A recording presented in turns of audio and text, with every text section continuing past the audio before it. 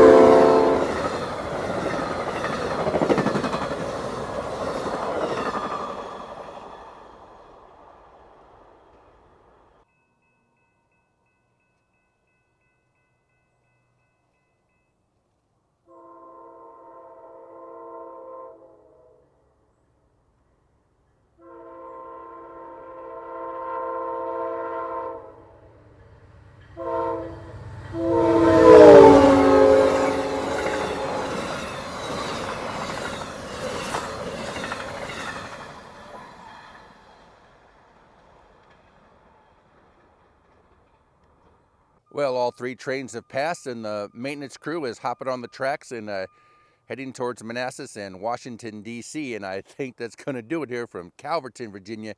And on that note, travelers saying, see you by the rails.